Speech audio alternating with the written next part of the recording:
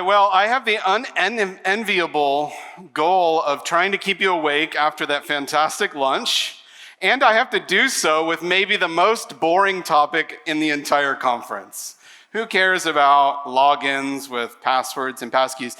She just prompted you just a moment ago to think about that password, so to get us all warmed up for this, on the count of 3, I want you all to shout out what that password was that you were thinking of. And I'm not joking, okay? It doesn't matter. Nobody's listening to you. They're thinking about theirs. So this is not a violation of security. On the count of 3, we're all going to shout out our most recent password we used. Okay, are we ready?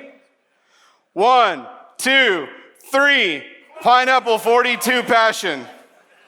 Oh, mine was weirder than y'all's. Okay. All right, so I need to get into my slides here, so bear with me for just a moment here. We're gonna log in. Okay, so trying to remember what this password was. Here we go. Yeah, okay, let's try that. Of course not. All right, 1 second. Let's try, it's gonna be this longer one. Very long, sorry. Not a very fast typer when I'm on stage here. Give me just a moment. Okay, this has got to be the right password. There we go. Okay, ready? Oh, okay. I guess it sent me this code. Let me try to type that in. Okay. Oh, wait. I got to get it from my email. Hold on 1 minute. Sorry. Okay, got that typed in now. Oh, it timed out. Okay, actually this timed out and, oh no, here's my SMS text. Here we go, I'll type this in. Okay, and now I'll pick a different password, of course. Give me just a minute here while I figure this out. There's passion fruit 42. Okay, y'all didn't hear that. Too many attempts? Oh my God. All right. Actually, once this fails that many times, it has now sent my reset code to all of you. So I'm gonna need somebody to pull out their email and shout out. No, I'm serious, like check your email because it sent, I didn't get my reset. You know what, never mind. I don't like this talk anyway. We're moving on to a different talk, not passwords are fine. We're moving on to, it's past time for Passkeys. I am Kyle Simpson. Quick shout out to the employer that graciously gives me the time to come and speak here. I work for a company called Source. That's super Googleable. But Source, we make the world's first and best peer-to-peer database. This is a database that runs on edge devices like phones, laptops, IoT devices, and everything in between, and does not require the cloud. We also have these other great tools in between, the Source Hub and Orbis, that let you distribute your secrets management. So the only people that can really be mad at me here is if you work for one of those cloud providers, because we're trying to do away with the cloud. But other than that, I think you should check out Source.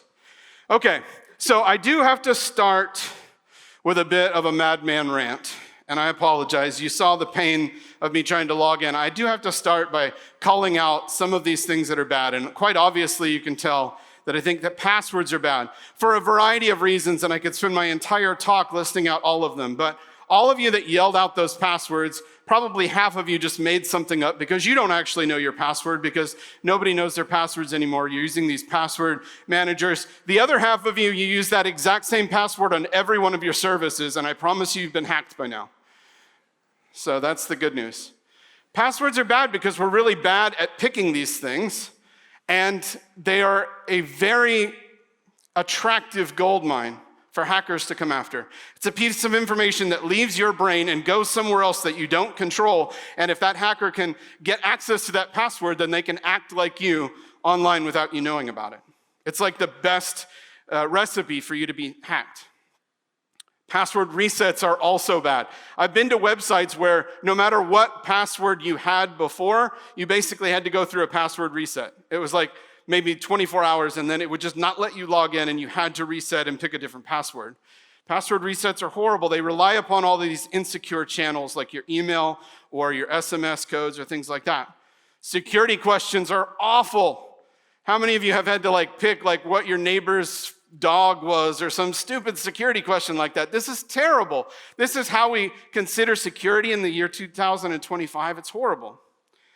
Federated and SSO logins, these are also bad. No, logging in with Google to everything is not the answer to all of our problems. That just centralizes the problem. It doesn't actually reduce it. It makes it potentially worse. If Google is ever down, or if you ever lose access to your Google, then you lose access to everything. This is not better security.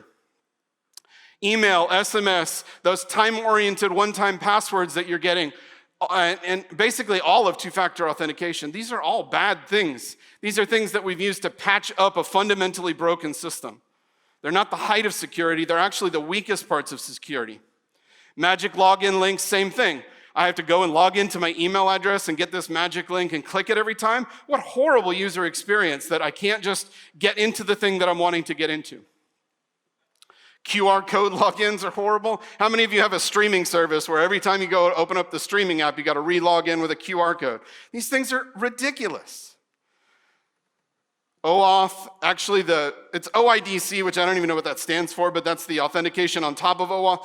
These standards, I know that there are providers in the room that literally work in this field and they make money, so they're mad that I'm calling this out, but these are all terrible and horrible hacks.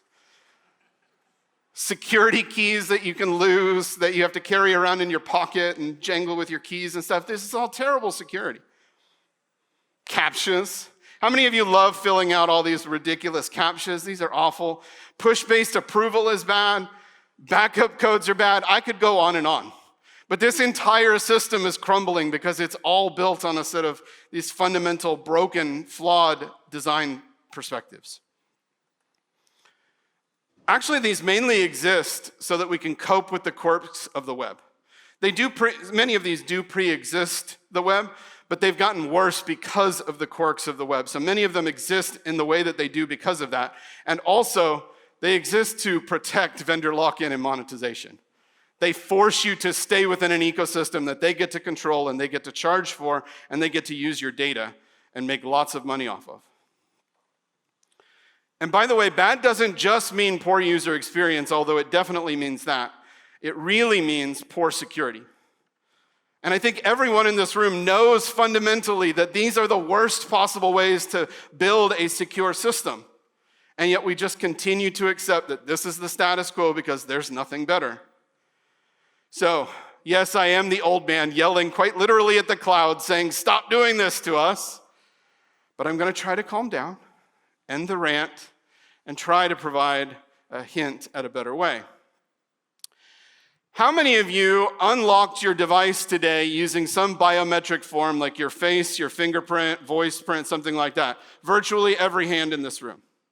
The truth is that 80 to 90% of consumer devices worldwide are capable of doing biometric device unlock. In fact, it's become the status quo. It's shipped right out of the box when you buy these new Android and iOS devices. They just assume this is how you're going to get into your device, and you have to work really hard to set it up to have no security at all, or to have some kind of alternate fallback security.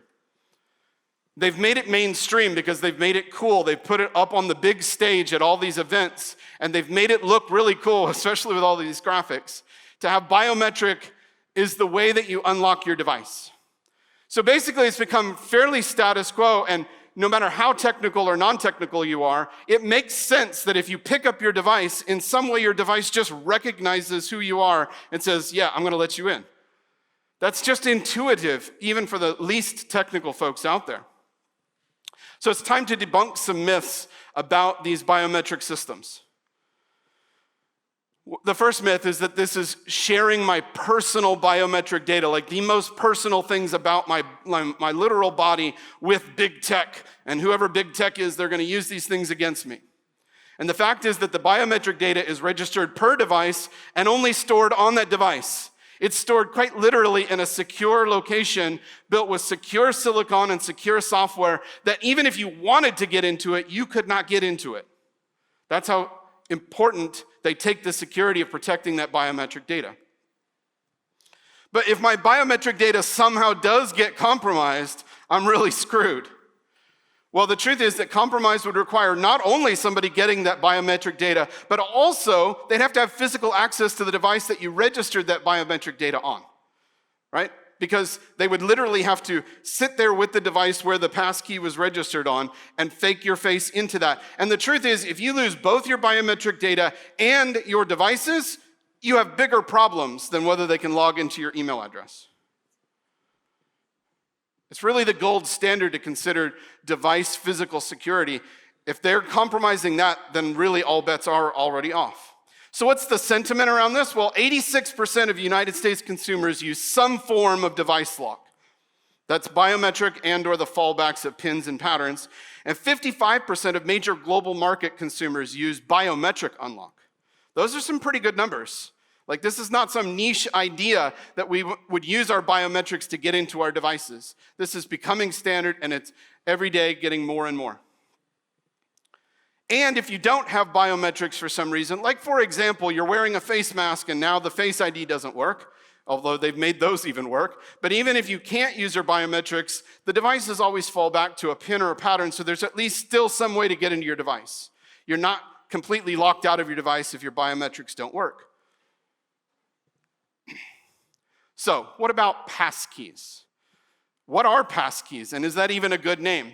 Well, it turns out passkeys are biometric device unlock, but for web apps. So we just established that biometric device unlock has become the status quo. It is familiar, it is standard, it is super secure. And what they did was make a web API that extends the web app to be able to talk to this same mechanism within your device. It's not a new thing that some web standards committee came up with for security.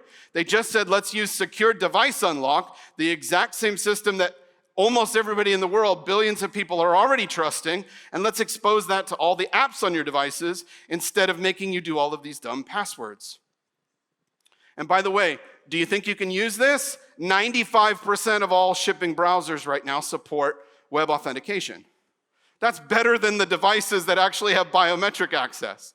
So you can start using this, and even for somebody who has a device that doesn't yet have a Face ID or Touch ID, which those numbers are dwindling, but if somebody doesn't have one of those biometric factors, they still have PIN or password, and the device unlock will work that way through this API exactly the same way as if they'd presented a biometric factor. So if that's already the security level that they protect their device with, then the web app should be able to trust that as well. So let's talk about how this flow works a little bit. And this is high level. There's more detail, obviously. But this is high level. When you want to register a new passkey with an account, the first thing that happens is that the browser is going to send a request to a server. That's not technically required, by the way, but this is the standard way you do it. You go to a server and say, hey, server, we're going to start up a process that's going to register a passkey to this particular account. This assumes that you already know who that person is in some way. Either they've already logged in or they are literally registering for the first time, but you know something about them, and you're going to register this passkey uniquely with their account. The server's going to respond with their unique user ID. It's going to respond with some information like their name so they can recognize it, and it's going to generate this random number that's a challenge. Now, the challenge will become important in just a couple of slides. But they're going to send this challenge back to the browser, and then the browser is going to automatically initiate this ceremony with the user. It's going to pop it up, and depending on what device and what operating system, it looks a little bit different. We let Apple do a different user experience than Google, and that's okay. So I'm not going to show you an exact screenshot of it's exactly like this because it's different and it's evolving. But whatever that process looks like is going to look very familiar to the user because they probably already unlocked the device with the same factors. So it's asking that user, would you like to go ahead and share that biometric login capability with this application in the same way that you unlocked your phone? Again, it is not sending their biometrics to the web app. It is registering it in that secure location on the device, and it's sending some information back to the server. So the thing that the secure authenticator sends back to the browser and the browser sends to the server is it sends a credential ID, a unique ID for that particular instance of what we are calling a passkey, and it sends along a public key.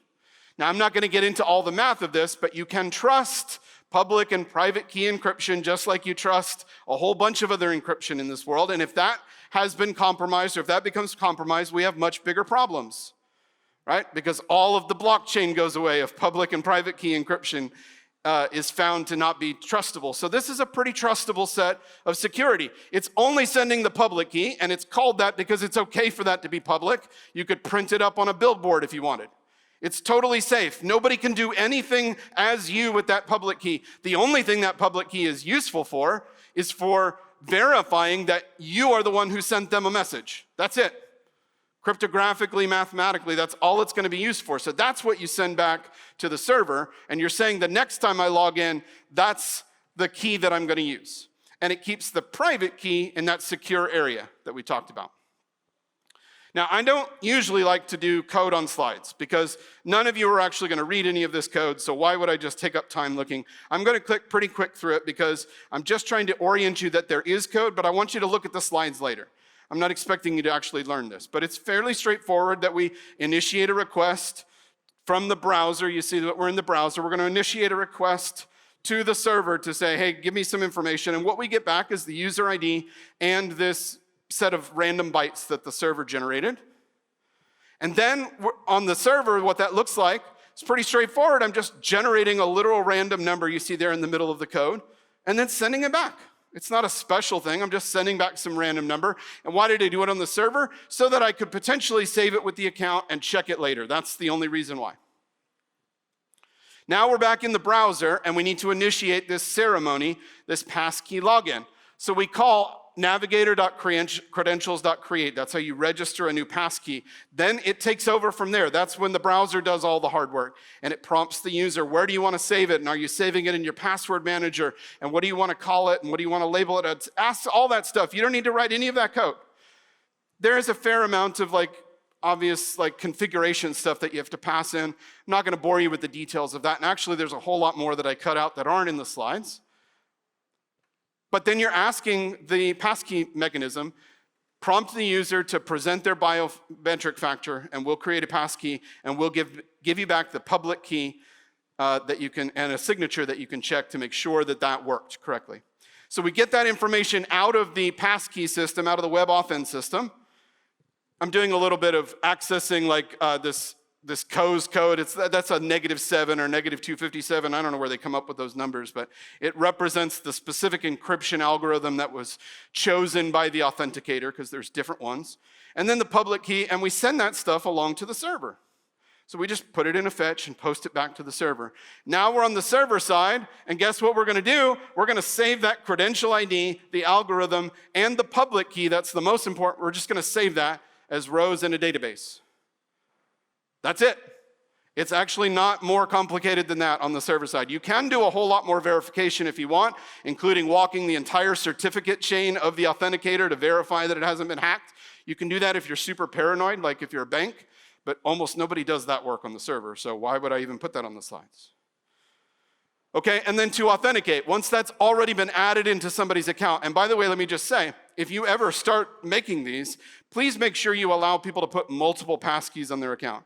The dumbest sites out there only let you put one passkey on the account. That's worse than not at all, because it's just going to frustrate people and it's not good security. So let people register multiple fingerprints, multiple faces, and especially let them register passkeys from all of their devices. Let me do it on my phone and on my laptop. And by the way, let me just go ahead and synchronize those through those cloud services. I use Google and on Android, so I'm going to be able to use it on my Android device and on my Chrome browser. Then when we want to authenticate, the process looks very similar. The browser will ask the server, hey, we're going to try to log in this time. So we again need a random number back. We need a challenge back. So we asked for the challenge from the server. And this time, you almost certainly are going to store that information, that challenge, because you're going to check it. And we'll see that in the code in just a second. You'd sometimes check the challenge on the registration, but you basically always check the challenge and signature when you're authenticating, because that's the only way you know that they're actually who they say they are. And then you initiate the same ceremony where it pops up and says, hey, would you like to use one of your passkeys? They select the passkey. It scans their face or their fingerprint, and then it gives them back the signature, that the private key that was hidden used to sign that challenge. It gives that data back, and you send all that information off to the server. And the server is going to just double check that the signature actually matches the challenge and that all the data was correct. And it's fiddly with all this bitwise math, but you just do that code once and then you never think about it again. And this lets you know for sure that the same person is authenticating now who registered before. So you should be able to perfectly trust that, just like you might have trusted their password. And then, of course, you just the server tells the browser, did that work or not? Again, some quick code that I'm going to run through. We're going to ask the server for a challenge and get that information back.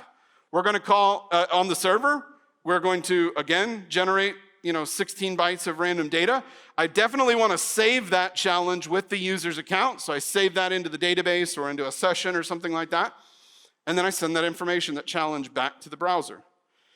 In the browser, we initiate the ceremony with credentials.get. So there was credentials.create, now credentials.get. The browser kicks in, it does all of its fun stuff. It gives us back a signature and some authentication data and some client data. Doesn't matter what's in that because you're not going to really look at those bytes, but if you want to read the spec, there's a whole bunch of stuff that's in there. You're just going to send all that stuff off to the server. And on the server, here we are, we're just sending it off to the server. And on the server side, we're grabbing all of that information and we're verifying it. Now, I bet you're wondering exactly how do we verify it. So let me show you some even more complicated code that none of you are going to read. But here's the verify user passkey. Okay? I'm doing this in Node, so I have the advantage of having the crypto system the same as it is in the browser, so I know it's going to match correctly. So I'm going to calculate a hash for the client data, and I'm going to create a verification data array that is the same size as the authenticator data plus the hash, stuff those two things together into one array buffer, into one uint8 array. And then we have to take care of this one little nuance. Unfortunately, some of these come back in these weird encodings. This particular algorithm will come back in this ASN.1 encoding. I have no idea why. But it sends it back, so we got to do a little bit of decoding here.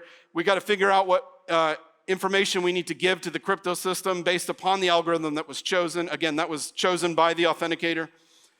And here we import the key and we verify.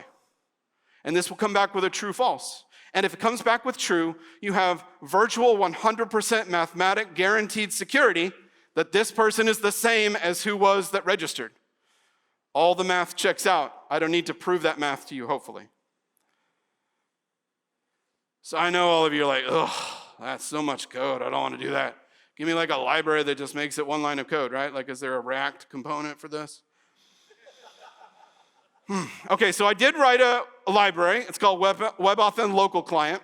I'm going to come back to why I wrote this particular library and why it's written that way, but you can use this straight up to handle the client side. This doesn't do any of the server side stuff, but the client side stuff, it'll handle and tries to make it a lot easier. This is all the code that you need to do that ceremony on the front end because it does a lot of defaults for you. You can override any of them, but it does a lot of those defaults, so it's a lot easier to initiate these ceremonies with the mechanism. So maybe that library is not quite fancy enough for you because there's not some kind of component that's rendering the buttons for you. So there are lots of other services out there, and I know some of these are pretty popular. In fact, some of the companies I'm about to put on the slides are like sponsors or speakers at the conference, so I apologize that I'm sort of making fun of y'all, but like you could use one of these if you really want, but I just showed you in like less than 100 lines of code how to do it yourself. So I don't really think you need to pay for one of these services to manage passkey authentication. Yes, I'm hiding some of the fiddly bitwise math, but that code can be written once, verified. You just strip the code right out of their library and use it, and then you don't have to ever pay for it ever again. I just honestly don't understand why anybody is paying for authentication in 2025. I don't know why these are business models, and I'm sorry that that'll offend some people. You've heard the never roll your own auth. I'm going to tell you, no, actually, you should roll your own auth based upon passkeys. You definitely should. It's pretty straightforward. And it's so much better security. What passkeys do is they shift the burden of safe credential management, all that handling and stuff, from you having to deal with that on the server to the user's device system, the thing that Microsoft or Google or Apple built. They're better engineers than most of us. I'm not going to say all of you, but they're better engineers than most of us. They built the system. We're just shifting the burden to them, and it's free. So I think that's a win-win. Time for some more myth facts, specifically about passkeys. There's a lot of misinformation that's out there about them. First of all, the myth. Users are going to resist having to create passkeys on every single device.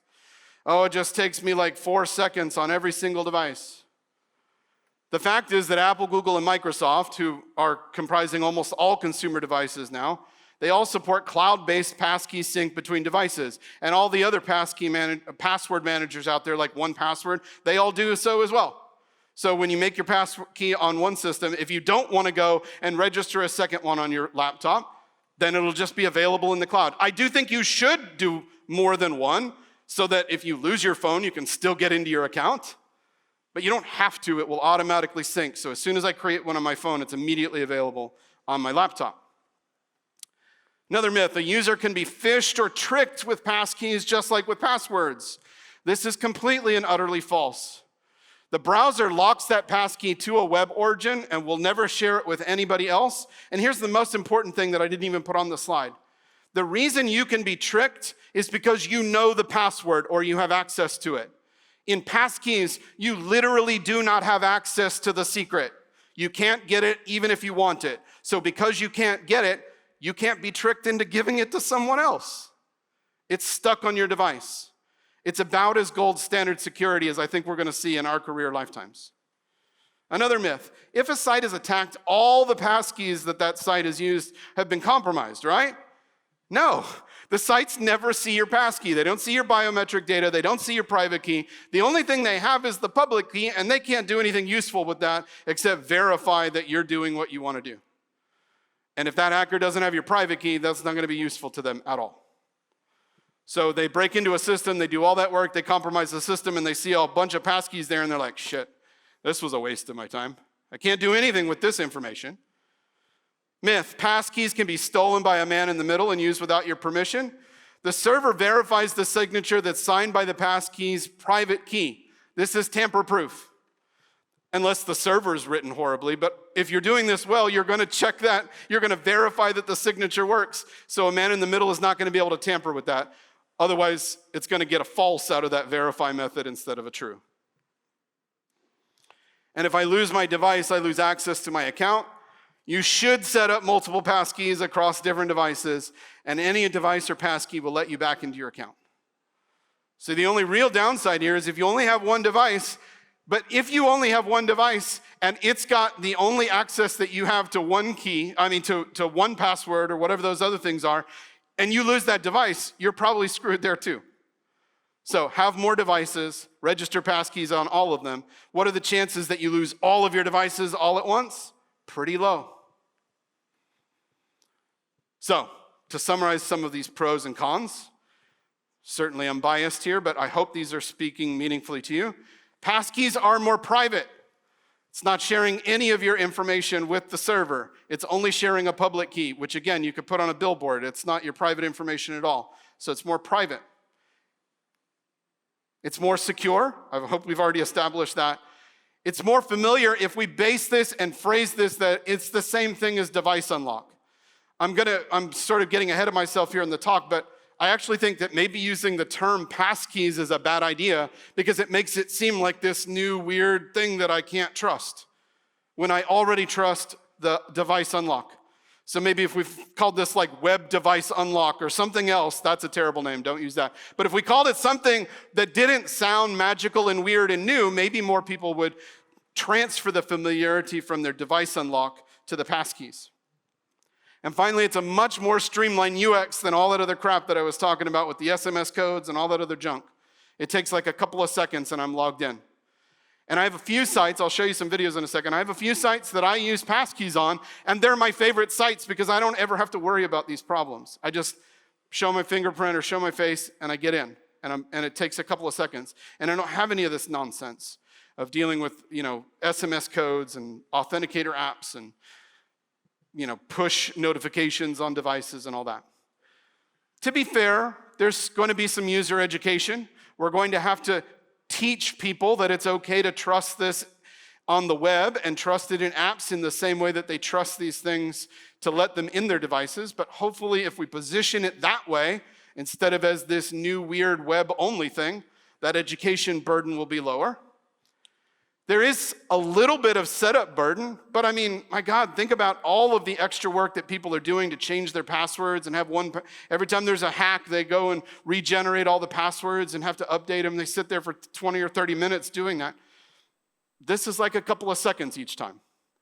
I mean, if I were to do like 100 passkeys, and I haven't done 100 passkeys in my life, but if I were to do 100 passkeys across all of my devices, it would take less time than one of those password hacks have taken from me. There is a transfer of responsibility to the user. And I get why there's a reluctance to want to transfer responsibility to user. I get that. But if you think about 10 years ago, suggesting that we would transfer the responsibility to 8 billion people in the world to tell them that they can no longer just have one factor of authentication, that even the billions of people that only owned one device, because maybe they live in a part of the world unlike us that aren't privileged to have 15 internet connected devices, and they've got like one cell phone and that's the only way that they get on the internet. And we told all those people, if you want to have security, you got to have at least a second factor, a second device. And guess what? Billions of those people in the last 10 years did that. There are billions and billions of people using two-factor authentication right now, all day, every day. And 10 years ago, if people said, let's do that, you'd probably been laughed at. And you said that the world will never do that. So what I'm suggesting to you is that this will be an uphill climb, but we already have the precedent that we can shift that responsibility and we can tell those stories if we take this seriously. And I just don't hear anybody talking about this. Like, except for Google and Apple, who stand to make a whole lot of money by locking you into their ecosystems. They're the only ones that are talking about it. Why aren't we taking the responsibility of the web to say, let's move security forward? And yes, it is still evolving. And yes, there are still some weirdnesses and some quirks. If you tried this 6 months ago and it sucked, it's maybe already better because they've been making changes with every single update. These UX frustrations and the weirdnesses with sync and stuff, this stuff is getting better. So let's talk quickly about a couple of patterns for how you might use passkeys. So first off, using it as an alternate authentication source. Virtually any site on the web right now that is currently using passkeys, which is pretty few, but the ones that are using it as an alternate authentication. Meaning, you have a username and password that you can always get into, but they're gonna go ahead and also let you put a passkey on there and you can choose one or the other. The problem is the weak link, right? How secure is your account that you have a passkey on it, but you still have this username and password that has all of the problems we just discussed? It's not actually that much more secure. I mean, maybe theoretically, eventually they deprecate those usernames and passwords, but right now, having a username, password, and a passkey, it still falls back to the worst of those, the weakest link. Unfortunately, GitHub is an example of this. I don't like to use GitHub as a negative example because I love GitHub, but they have a passkey system, which I love, but they don't have any mechanism for me to tell GitHub, don't let me log in with username and password. It always is still an option to use username and password. So I can log in, and this is my password manager allowing me to pick one of those usernames and passwords. I can log in there, but I have the option of using the passkey. Why can't I tell Google, I never want to use the password again? Let me only use the passkey. And if you think that nobody would do that, I'm about to show you examples of places that have. So another pattern for using these is what we'd call additional authentication, kind of like the two-factor auth. My example for this is NPM. Whenever I go to publish an NPM package, it actually forces me out of my CLI to the website, and it forces me to do a ceremony where I log in with my security key and tell NPM, yes, it is actually me that is trying to publish this package. So when you're doing sensitive things like account resets or anything else like that, you could ask them additionally for this passkey to just give an additional layer of verification of security that they really are who they say they are. This is better, it's decent. The best would be primary authentication, meaning that I don't have the username and password or that I am allowed to disable that. And here's a couple of examples. So Google has a setting, it's buried pretty deep, but skip password when possible. If you have registered a passkey on the account and you're not logged into Google, and you go to the page and it sees you type in, your email address, and it sees that that has a passkey, it just will skip over the password field entirely and prompt you for the passkey. The setting is buried, but you should go turn this on your accounts, because this is much better. Stripe. I love this with Stripe. This is actually one of my favorite examples. Whenever I enter in, I can log in manually with my passkey, but if I just go up to the email and enter in my email, it automatically recognized that I have passkeys, took the password box away, prompted me for the passkey, and lets me into my account. This is so much better. This really is the way that these mechanisms should be designed.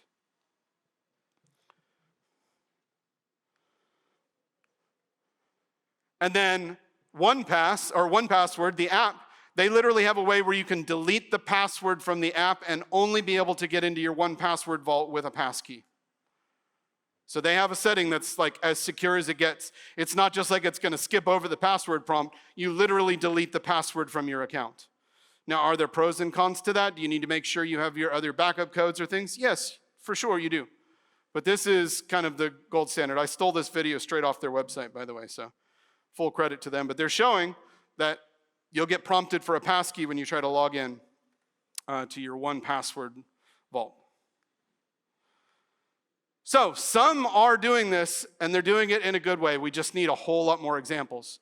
Now, as a quick little aside, maybe even better than the best would be if we didn't involve servers at all. This goes back to the company that I work for that's trying to push things out of the cloud down to the edge. And I've done a bunch of work in the open source world to bring passkeys to client-installed applications that never need to talk to a server. So that WebAuthn local client that I've been talking about, it was designed to let you work with the passkey subsystem without ever talking to a server at all. It does all the work client-side. And this is a quick little video. This is another library that I have in that suite of libraries. This is doing secure encrypted storage in the browser, in Index.TP or OPFS, wherever you want. It creates an encrypted vault, and the encryption key is buried inside of your passkey. So the only way to unlock the locally encrypted data is to present a passkey verification. So that's what you're seeing here, is that I'm locking and unlocking this vault and getting access to the data that's stored in there. And it is over there in IndexedDB. When I refresh it, there's that information stored, but it's all encrypted. And the only way to get the decryption key out is to present a successful authentication with a passkey. So these are open source libraries that I wrote because I'm trying to push people to build apps that work on devices without servers, and data storage is a pretty important use case. All right, now I want to talk a little bit about the branding and the user experience around these things. It's kind of like all over the map. Some of you have never seen them at all. Some of you see them very differently on different websites. So first of all, there's this organization called FIDO, the FIDO Alliance, and they are an alliance of all those big tech players, all the Apples and Microsofts and a bunch of other companies that charge you for authentication. They're also part of the alliance. And all of them have been working together on trying to bring passkeys and push those forward, which is a very admirable goal.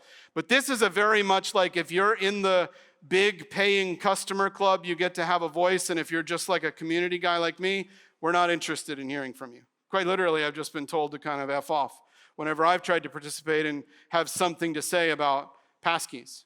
So I guess it's great if you work for one of those companies. I just don't. This is a local hardware store called Lowe's that I shop at all the time.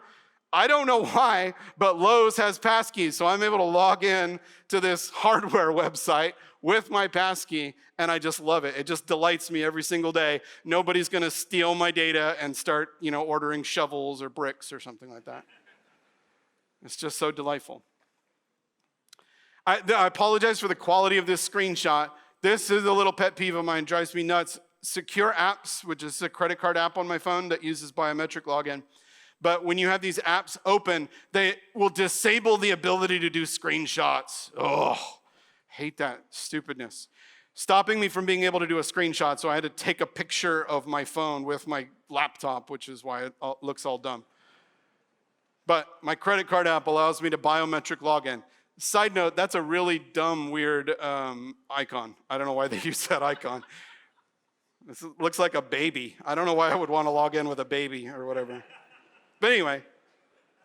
And then maybe the vast majority of you are going to possibly experience, and I just tried to come up with some way of describing this, where you're not actually using passkeys on sites, but you are using a password manager, like I'm using Google Password Manager. And when I go to a site like CodePen and I want to log in and I don't want to do it insecurely, I have my password manager set up that it prompts me for my passkey before Google will share my login information with that page. So I did a passkey authentication, but then it's still kind of like threw a username and password at it. Shout out to the folks at CodePen. You should be supporting passkeys directly. But the vast majority of sites, that's our only option. They don't support it, so that's the only way that we can get that. So the point is that we're seeing a lot of variance here. And variance breeds distrust. We are going to have to come up with a better story if we want to convince non-technical people that they should trust the system. And my God, we do need to convince them of that. The password system is crumbling, it's getting worse, and it's not fixable. It does not matter how much you pay to some service provider. You cannot fix and redeem a completely broken from scratch system like that. So I have a tiny little effort to start some conversations around the branding and experience. It's called Passkey Garden. On this website, which is inspired by the old CSS gardens, it allows you to pick different styles, sizes of button, the text that goes next to them, and even try out different icons to see what works for your user experience on your site. What kind of button is going to make sense to users? And you can upload your own icons here, which is going to show in a second. So you can try out your own SVG icons and see if they're better. And if you like a version of one of these buttons, you can click on it and export the HTML and CSS or download a zip file of these things. So what I'm trying to do is start a conversation around, have a community-led effort instead of having this like trademark locked big alliance forcing down upon us what that user experience is, and quite honestly just doing a poor job of it because it's going too slow. We need to speed that up, and we need to take control as a community to do so. So here's my tiny little contribution to try to start that. By the way, all of you, if you'd like to try out Passkeys for the first time ever, that site has a live demo. Use that QR code and you can try out this live demo. If you don't want to try it, I promise you it's local only. It does not store anything. You can check the network log. It doesn't send anything to any server. But this is just giving you an opportunity to see, what does this look like on my device? And hopefully you look at it and you think, oh, well, that's not too bad. Maybe I could use that. So you see here, I've registered an account inside of my Google Password Manager. Now I'm going to log in with it. And it's asking me to pick my passkey and log in with it.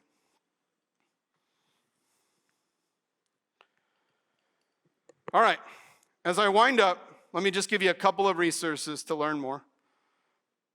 Passkeys.com. There's actually a whole bunch of these. There's like Passkeys.dev and all these other ones.